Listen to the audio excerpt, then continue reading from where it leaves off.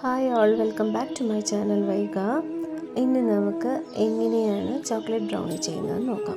ആവശ്യമായ ഇൻഗ്രീഡിയൻസ് ഏതൊക്കെയാണെന്ന് നോക്കാം. ആദ്യം ഒരു 1/4 കപ്പ് ഷുഗർ, ഒരു 1/3 കപ്പ് മിൽക്ക്, ഒരു 1/2 കപ്പ് ബട്ടർ, ഒരു 1 ടീസ്പൂൺ വെനില എസൻസ്, പിന്നെ വാൽനട്ട് നട്ട്സൊക്കെ ചോപ്പ് ചെയ്തത്, ബട്ടർ ഒരു 1/2 കപ്പ്, മൈദ ഒരു 1/4 കപ്പ്, കൊക്കോ പൗഡർ ഒരു 1/2 കപ്പ്, ബേക്കിംഗ് പൗഡർ ഒരു 1/4 ടീസ്പൂൺ, ബേക്കിംഗ് സോഡ അതുപോലെ തന്നെ 1 ടീസ്പൂൺ. ആദ്യം ഡ്രൈ ഇൻഗ്രീഡിയൻസ് എല്ലാം തന്നെ 3 പ്രാവശ്യം സീവ് ചെയ്ത് എടുക്കുക. ആ ഇൻഗ്രീഡിയൻസ് എല്ലാം യൂണിഫോം കൺസിസ്റ്റൻസിയിൽ വരുന്നതിന് വേണ്ടിയിട്ടാണ്. ഡ്രൈ ഇൻഗ്രീഡിയൻസ് 3 പ്രാവശ്യം സീവ് ചെയ്തതിന് ശേഷം ബൗളിലോട്ട് ബട്ടർ, വെനില എസൻസ്, കേർഡ്,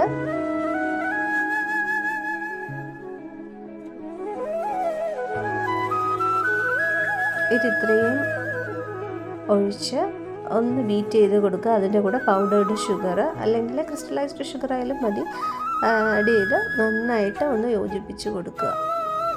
അതിൻ്റെ കൂടെ പാല് ആവശ്യത്തിനനുസരിച്ച് നമുക്ക് പാലും കുറച്ചായിട്ട് ആഡ് ചെയ്ത് കൊടുക്കാം. ആദ്യം ഈ ഇൻഗ്രീഡിയൻസ് എല്ലാം മിക്സ് ചെയ്തതിന് ശേഷം ഡ്രൈ ഇൻഗ്രീഡിയൻസ് നമ്മൾ സീവ് ചെയ്ത് വെച്ചിരിക്കുന്നത് ഈ ബാറ്ററിലോട്ട് ആഡ് ചെയ്ത് കൊടുക്കാം. ഒരു 3 പ്രാവശ്യമായിട്ട് കുറച്ചായിട്ട് ഇൻഗ്രീഡിയൻസ് എല്ലാം ആഡ് ചെയ്ത് കൊടുത്ത് നന്നായിട്ട് മിക്സ് ചെയ്യുക. ഞാൻ പാൽ അവസാനമാണ് ഒഴിച്ചത്, കാരണം വെള്ളത്തിൻ്റെ കൺസിസ്റ്റൻസി എങ്ങനെയായിരിക്കും എന്നുള്ളത് മനസ്സിലാക്കി ആവശ്യത്തിനനുസരിച്ച് കൺസിസ്റ്റൻസി ക്രിയേറ്റ് ചെയ്യുന്നതിന് വേണ്ടിയിട്ടാണ് ഞാൻ അവസാനം പാൽ ആഡ് ചെയ്തത്. പക്ഷേ പാൽ ആദ്യം ആഡ് ചെയ്ത് കൊടുത്താലും കുഴപ്പമില്ല.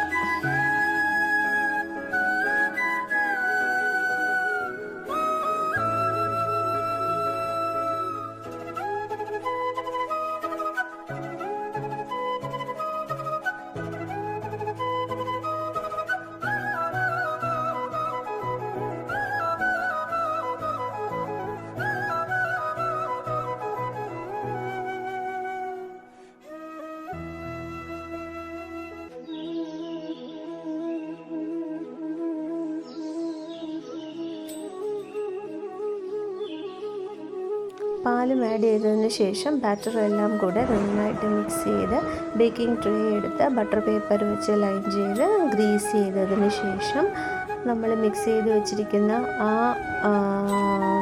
ബാറ്ററിലോട്ട് ഞാൻ കുറച്ച് ഡ്രൈ വാൾനട്ട്സും നട്ട്സും കൂടെ ചോപ്പ് ചെയ്ത് കൂടെ ആഡ് ചെയ്ത് മിക്സ് ചെയ്തിട്ട് ബേക്കിംഗ് ട്രേയിലോട്ട് ലൈൻ ചെയ്യുകയാണ്.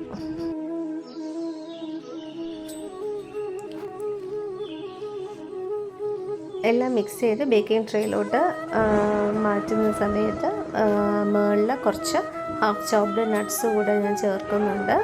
ഒരു ഭംഗിക്ക് വേണ്ടിയിട്ടാണ് ചോപ്ഡ് നട്ട്സ് കൂടെ മുകളിൽ വെച്ചൊന്ന് ഡെക്കറേറ്റ് ചെയ്തതിന് ശേഷം 180 ഡിഗ്രിയിൽ 45 to 50 മിനിറ്റ്സ് വെച്ച് ഞാൻ ബേക്ക് ചെയ്ത് എടുക്കുകയാണ്. ഓരോരുത്തരുടെ അവൻ്റെ ഇതനുസരിച്ച് ആ ടൈമിങ് ഡിഫറെൻ്റായിട്ട് വരും.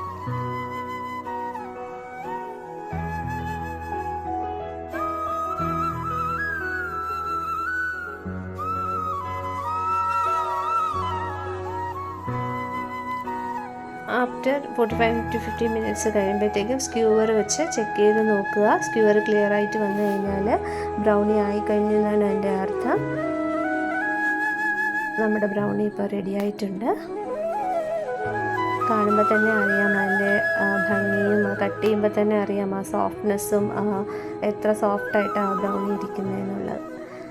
വളരെ എളുപ്പത്തിൽ തന്നെ നമുക്കിത് വീട്ടിൽ തന്നെ ചെയ്യാം.